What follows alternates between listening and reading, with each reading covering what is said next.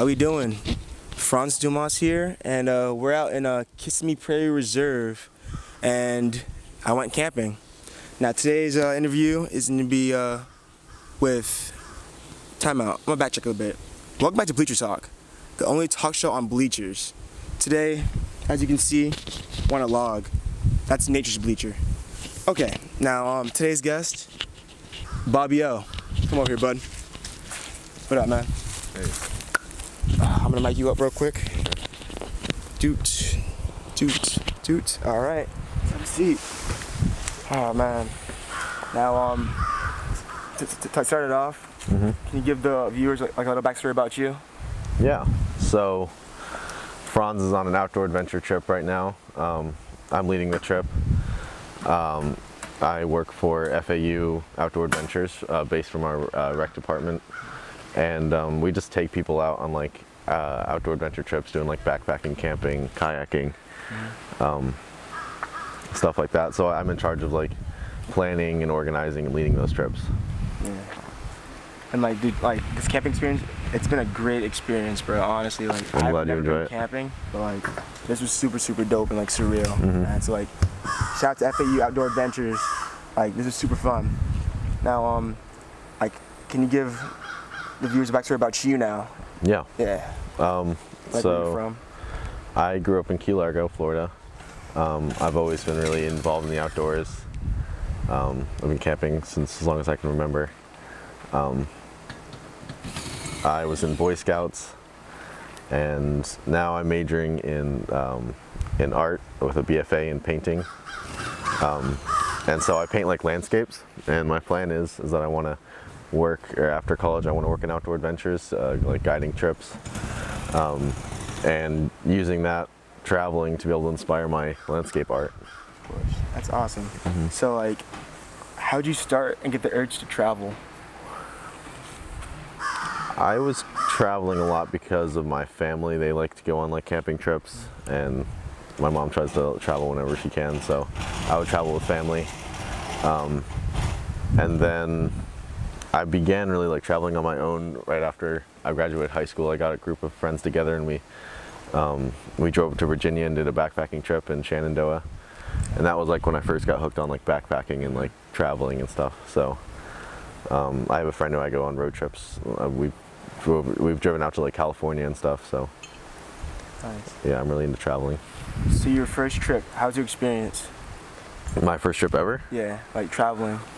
I guess my first like trip on my own. Yeah, on your own, yeah. It was really cool. I ended up, because I was pretty much the person that was like planning the whole thing, so I had to like, you know, research all the places we were going, figure out what kind of gear we were bringing, figure out like, you know, what the overall cost was going to be. So it was a lot of like front loading, planning. Yeah. So that was a cool experience. But then like getting on the road and like, you know, actually doing the trip, a lot of those plans just go out of the window. It's a lot of just improvising. Yeah, as it should be. Yeah, but it just feels so free just to be, you know, in your own car, just doing your own thing, Dude, going wherever you want. that's amazing, bro, because like with this trip, I took a chance, you know, to go camping. I was like, hey, I've never been, so I'm gonna go and see how it is. And I really enjoyed it. Like, I've learned so much so far, like to putting up tents, to like cooking food, to like taking care of myself with hygiene and all that outdoors. It's just surreal. And like I've learned a lot. Well, that's what we like. That's what our purpose is to like bring people out here and show them like self-sufficiency skills and make them more confident in the outdoors and just being independent. Because I think that like when you're outdoors, you really have to be independent. You got to be looking out for yourself. So That's true. So like, how'd you learn to like apply for this job? Like, so I freshman year I went to orientation, or before freshman year, and at orientation they talked about this program, and they said that there was like a orientation trip going for incoming freshmen. So I signed up to be on that, and it was in August before I started school. So we went up to North Carolina and we went backpacking. nice. And it was all freshmen on that trip. And so that was when I first like learned that I could like be in the outdoors and get paid for it. But at that point, I really had no plans to become like an outdoor adventure leader. Yeah. So I didn't really think I was much of like a leadership type. Yeah. So I just kept going on trips because I just liked getting outdoors, and that was a good opportunity. And I became really good friends with like the other leaders, and they encouraged me to like apply. So I ended up applying and getting the job. Dude, like, that's where it's at, man. Like, not knowing what you're doing, but you're doing it, you know? And then like, you just fall right here, like in this very moment. Yeah. Like, how does it feel just becoming like a trip leader right now? Like, I feel so lucky, like, because I'm like where I'm in the industry I want to be in. Like, I'm in the spot I need to be. And I remember last summer I was applying to all these summer jobs that I wanted, like, you know, working out west in national parks and stuff. And I didn't get any yeses, they're all no's. This summer I applied with a year of experience as a trip leader, and I got almost all yeses. Like, all these jobs wanted me. So now I'm going out to Colorado to work as a whitewater raft guide over the summer, and like, I feel so lucky. that's awesome. And like this summer, like, what does that entail? Like whitewater rafting? I mean, to be honest, I really have very little experience with whitewater rafting, but I'm gonna go out there on May 15th, and where we have a 10-day training, so that's when I'm gonna like learn all the skills. But it's gonna be a learning experience through the whole summer. And what is rafting, like you said? Oh, we're gonna go on like you know, fast-moving rivers in Colorado, and I'll be at like the back of a raft, steering and guiding the nice. guiding the participants. So it'll be mostly like families and like groups of people out there looking to go rafting. So, you know, I'll give them like a safety spiel beforehand. Yeah. And then we get out on the river, and then I tell them like, you know, paddle forward, or, you know, do whatever. So That's awesome, man. yeah. And like, it's cool how like this year of experience put you in that position. Yeah. And it's super surreal, man. Super surreal. Now, you paint too, right? Yeah. So, when did you start painting? I really got into paint. I mean, I was always like interested in art, but I was never like, I never took an art class until sophomore year of high school. I got like accidentally put in an art class, and I ended up like being pretty good in that class. So I just kept going through high school, and then like senior year of high school, like halfway through, I was planning on doing environmental science as my major, and then I realized like I hate science. I love art. So, and I have like a talent in art, so I'm just gonna be an art major. Like, fuck it. So. Good stuff, man. Good stuff. So, when did you use nature in your paintings? I mean, I think my art has always been inspired by nature. Like, that's what I've always been like interested in, passionate about. So that's kind of where it's always gone. So really no question, like when I was developing my artistic identity, I wasn't really looking for something to paint. I was always, you know, in nature. Yeah. So, do you bring a canvas out to the parks that you work at, or? Yeah, I mean, this summer I do plein air painting, which is you bring the paint and the canvases outdoors and paint, like from observation. Nice. So this summer I'm gonna bring out my paints to Colorado and hopefully do some plein air painting. Nice. And who inspired you to start painting, or? Was it just high school, as you said? I don't think it was one person. I think it was, I mean,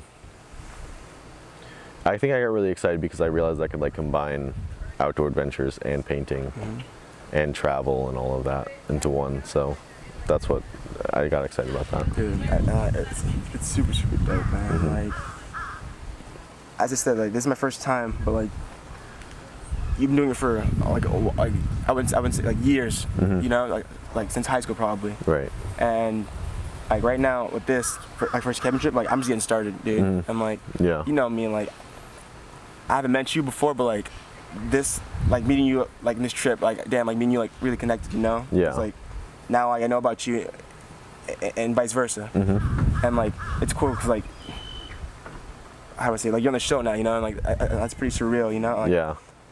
I had no idea bringing this camera that like who I'd be talking to right now, you know, and like it was you. So like I'm super like humbled to like talk to you like about this stuff, because like this stuff matters to you, you know. Yeah. So like, what can you tell most kids who don't really camp, like about camping in general? Camping in general. I mean, it really builds a sense of like self-sufficiency and like self-confidence. I took a group of freshmen out this past summer they had all never camped before. It was a group of 4 freshmen, so we got really close because it was a small group, but they had all never camped before. They were all really, not confident in the outdoors, but they wanted to get themselves out there and they wanted to like see new things and just be independent. And so because they had that drive, they were able to like develop like drastically over the trip. I mean, they came there, they were just like awkward, shy freshmen. Yeah. And by the end of the trip, we were really close. We were just a family, and they were like really confident, and they left that trip like completely different people than when they got there. That's amazing. So if you haven't gone camping yet, just try it out. I'm telling you, you're gonna love it. I promise you, you're gonna love it. Very true. Now, how'd you learn to become a trip leader? Like what assets do you need to become a trip leader for those who want to become a part of your career? Yeah, I mean, this is something I think about a lot. Like, I mean, I think first, for me, it was I had the passion to be outdoors. So I think that's like number one. But beyond that, like, it really isn't about that as much. It's more about having the passion to like share experiences with other people and like facilitate those experiences, because if you're not passionate about like leading people and like having experiences with people, and you're just all out there just to like, just for the adrenaline rush of like, rafting or something, like you're not going to be a leader. So you really need that passion to like lead people. And it takes a lot of practice. I mean, I'm just starting to like get into it. So. Nah, dude, like this whole trip, you've been a great leader. Like no hesitation. Like I went to A, B, and C, and like it was fun. Like this is, like overall, like, I'm sure everyone here like thinks the same. Like this was an overall like solid trip. Thank you. I'm like I'm just being honest. Now like it's weird because for me, like I have no basis for camping, Right. but like was like I said earlier, like this is a great like leap or start for me, Yeah. Because like now like I'm confident building a tent, as I said earlier, and all that other stuff, and like I feel calm, Yeah. like I don't feel the pressures of like society, I should say, like on my back now, like after I've been out here for a weekend. No, that's real. I mean, when you go like, when you're out in the outdoors for, a multi-day trip, you just forget about everything out there, and it's really nice to just kind of like recenter and like, like find yourself again, Of course, like become in tune with yourself. Yeah. Oh man. So, like, what can you say like about nature in general? Just being in it, like to the viewers who have no basis to be in nature. I think there's like an overwhelming sense of like calm, and I think it's a really good environment to like focus on yourself, and also like focus on like very genuine connections with other people, because you really don't get that in like everyday life, because there's all these other motivations that people have, and like you never know if people are being genuine or like authentic with you. That's true. That's very and true. So like when you're out in the outdoors with people who are out there, especially if they're like, they've never been camping before, they're like not really experienced, like they're just being their genuine selves right there, that's like their raw self. So that's like the perfect environment for those like real connections. Yeah, and like I see that, man, because like in day-to-day life, everyone's just so busy, you know what I mean? Yeah. With the hustle and bustle, that they are just fast with it, Yeah. Like that fast talking, fast connections, like it's not there, Like Yeah. people don't feel it, Yeah. But like all this is real, Like our team is like taking down tents right now. It's just super cool to see, like just working together, and like that teamwork that like people build. It's super dope, man. Yeah. Super dope. And let's see, like wait, so your parents were big on nature too? Yeah, my mom, she was a marine biologist. She ran boats in the Keys a lot, so she was more focused on like water. Yeah. But my dad was a national park ranger for like 40 years. Oh, that's so. Yeah. Family, it's in your blood, bro. Yeah, that's right. But he just retired. Now he's living up in North Carolina. Nice. So. That's awesome. So do you visit North Carolina to go hiking and all that too? Yeah, I visited him over winter break, but I was just up in North Carolina over spring break on one of our trips, doing a backpacking trip. And how was hiking in North Carolina? Tell us about that. Well, when we went, it was super cold. I mean, it was like 20-degree weather. Oh, man. So, or below that actually. Oh man. So, yeah, it was really cold, but really beautiful. We went to this one spot, and it was like this bald top mountain with 360 views of all the mountains around it, and it was covered in snow. We had like a snowball fight up there. Oh, that's awesome. It was really fun. Oh man. So like, you've been to North Carolina, you've been to Key Largo, you've been to Colorado or not yet? I haven't. Okay, on one of my road trips, we like clipped through Colorado, make a pit stop, buy some supplies. But I haven't really like explored Colorado. Gotcha. So, like, where have you been to camp out at? Oh, I mean, I've driven all the way to Grand Tetons in Wyoming. So we spent a few days there, and then we drove out to like Yosemite, and we drove like down the coast of California. Stayed at Grand Canyon, Zion Canyon. Drove through like Texas, and then over the winter break we did another road trip. We kind of focused on like a Texas, like Southwest area. And we stayed in the like South Texas called Big Bend National Park. Nice. Which is really cool. We went into Mexico a few times. So yeah, those are my road trips. So out of all your travels, like, which park left the biggest imprint on you as a person?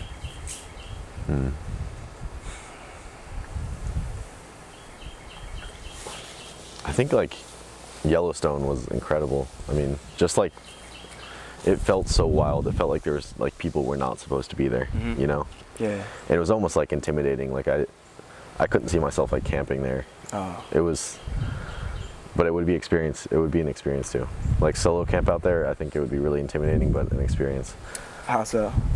It just felt so like foreboding, like you didn't want to be there. Oh. You know, like it felt like this was not meant for humans. This was like it was too wild. Like, it was just so wild, yeah. Like wolves, bears, and all that. We didn't see any bears, so it was just like covered in like there was a lot of elk there and like deer. I think we saw buffalo. Yeah. Buffalo too. But yeah, Yellowstone was really cool, and then Big Bend in Texas was amazing. That Big Bend in Texas has like zero light pollution.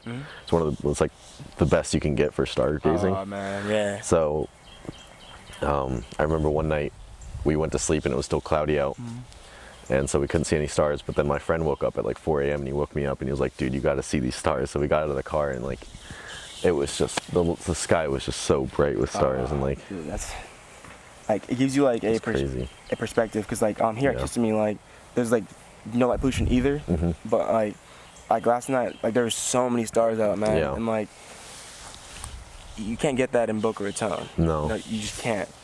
And like I learned about the Big Dipper, Little Dipper, and all that, and like how it's aligned. And it was just super interesting and cool to see it like right there, like all the dots across the sky, you know? Yeah. Because it gives you like a very good perspective on life, you know? Yeah, and stars always make me think about history. History, yeah. Like people in the past have just looked up at the stars and just watched the stars. Of course, and it's cool because like the Mayans and the Egyptians, they studied the stars, you know? Yeah. So like it was so important. Those stars have been there for like millennia. Yeah. And we as humans like nowadays don't take the time to view stars like that, you know? Yeah. And like grasp like what it means. Yeah. To just be on a planet, you know? Yeah. And like it gives you like a spaced out world view about like life in general. And that's a good point. I mean, all these people living in cities, they don't see stars ever. Yeah. So it's like they don't really get that kind of perspective shift. Of course. And like that's why I wanted to go camping too, just to see the stars, you know? Because like my whole life, like I've never gone, like I said, never gone camping, but I've never seen the stars like so pure, you know? Yeah. Just in the sky, just there. And it just makes you think, man, just about the universe and everything like that comes along with it. But like, I'm just grateful right now, you know what I mean? Like after this trip, I'm just super grateful. Yeah. Because that was an experience, dude. Like seeing those stars, like just staring the universe in its face, it was like, oh man, like that was it. Yeah, that's what it is. So like which other parks, as you said, have like no light pollution? Big Bend's the only park that really made a big deal about it. Like had like 0% light pollution, like absolutely no light pollution. But I mean, you go to pretty much any park, there's gonna be pretty good stars out. Yeah.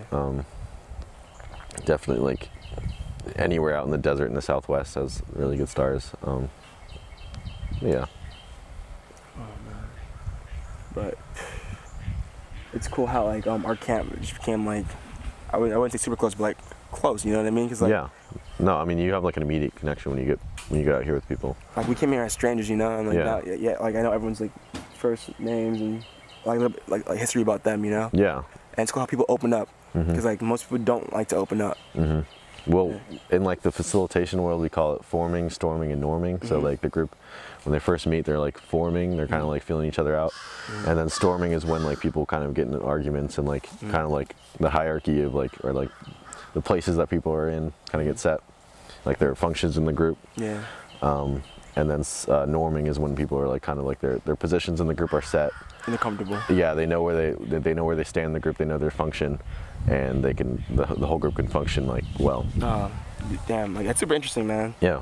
Cause like, like with humans, like that's with everything, you know what I mean? With jobs, with work, with everything. You know? Yeah. So like, dang, forming, storming, and norming. Well, I think it's really cool because like the skills that you learn as a trip leader, I mean, you can bring in almost Anything. any like social setting. And so I mean that's why I feel so like secure in this job because like even if I decide not to like travel and you know live a crunchy life, I can like I can go into anything else because I have leadership skills. Of course, you know? yeah. And it's always cool because like people don't view like people always want to do one thing to try to make it a certain path. You know what I mean? Yeah. When like with you, like you're doing like a different thing, but like it can still be roped around into like a normal path. You know, like a city job to call it, like just whatever. Because like those skills are there. You know. Yeah. And like that's key too. Like that's super interesting.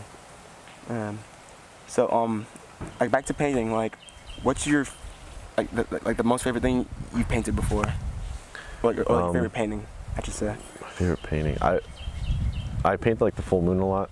So I'll go out to the beach when the full moon is rising and I'll paint. So that's always like, I think that's probably my favorite thing to like to paint like physically. But like the best paintings I've made are probably like from pictures of like mountains, or I'm doing this one painting right now. It's like 4 foot by 8 foot, and it looks incredible, I think. Yeah. But that's just of like clouds and like scenery, like of the landscape. Oh man, dude, shout out to you, man. All right, everyone, that was Bleacher Talk number 11. I'm your host, Not France, and today we talked about painting, camping, being in nature, and overall, like my last words, camping is an amazing experience. I feel like everyone should try it if they get the opportunity to, but if not, it's all good. But I had a great time, and you, any last words to say? Thanks for having me on the show. Dude, no problem. Yeah, it was an honor. My guy, dude. Thank you so much for being on, dude. Yeah. No problem. I'm gonna mic you right here. Bloop. Thanks. And we'll get going.